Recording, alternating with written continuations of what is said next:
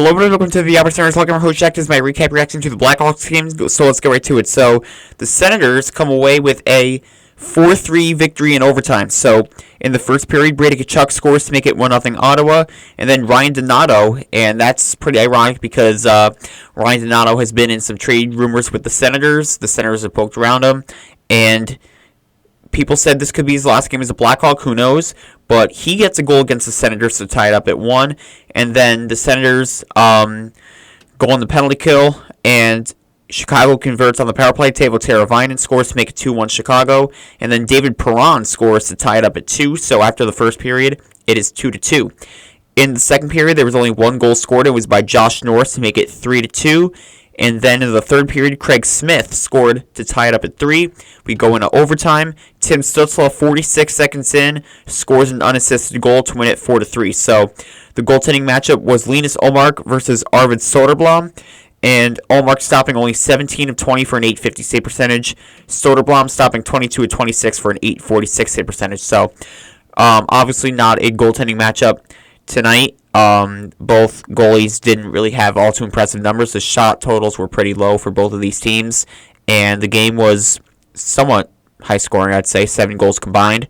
But even though we got the win, I'm still very concerned because it's one thing if the Senators are playing a very competitive game and as a fan, you're nervous if they're playing the Washington Capitals, because on Monday, we played the Capitals, and I'm not going to lie, I was pretty nervous for most of the game.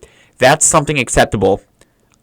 I should not be nervous about going toe-to-toe with the Chicago Blackhawks. Like, let's be real. So, I wasn't excited to see the Senators in this position. I was very nervous for the majority of that third period because this was not a game we could afford to lose.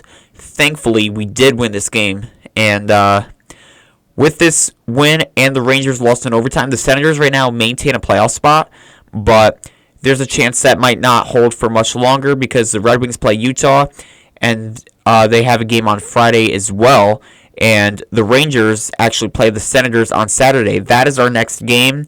I'm not 100% sure if the Rangers have another game between now and that game, but the Senators now with the win are 31-25-5, so they have a total of 66 points. And with the loss, the Chicago Blackhawks drop to a record of 19-35-8, so they currently have a total of 46 points.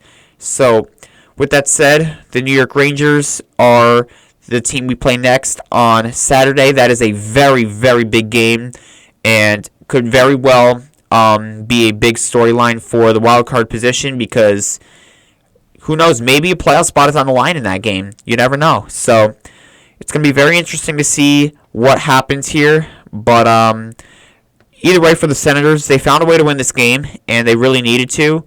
And they surpassed the Red Wings in the standings, but it's going to be very interesting to see the Ottawa Senators going past the trade deadline because it doesn't really seem like they're going to do much, if not anything, because it does really seem like it's going to be a seller's market after seeing the trade between the Lightning and the Kraken for Yanni Gourde and Oliver Bjorkstrand.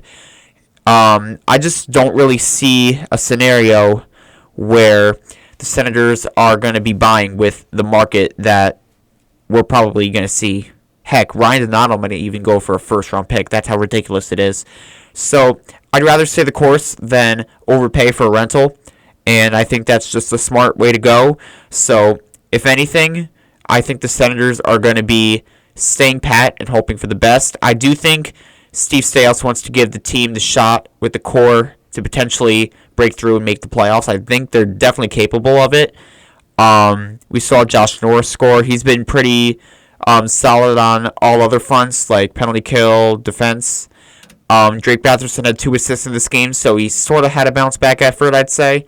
But I think if the core can be able to stay intact for at least the rest of this year and prove that they are a playoff-caliber core, then maybe we're not having this discussion, and maybe we could roll into the offseason with the same team, but who knows? I'm just very curious to see how things move forward for the rest of the season, because even though we're in a wildcard spot, it is definitely far from over, and anything could change in the matter between now and April 17th, which is our last game of the regular season. So I'll just leave it like that. Comment down below your thoughts on this game against the Blackhawks. I will see you for our next game, which is the Rangers game on Saturday. So I will have a preview video coming out Saturday at midnight. So be on the lookout for that. Comment down below your thoughts, like I said, like and subscribe. But for now, this is Jack Miguel Santarzalek, and go Sens go.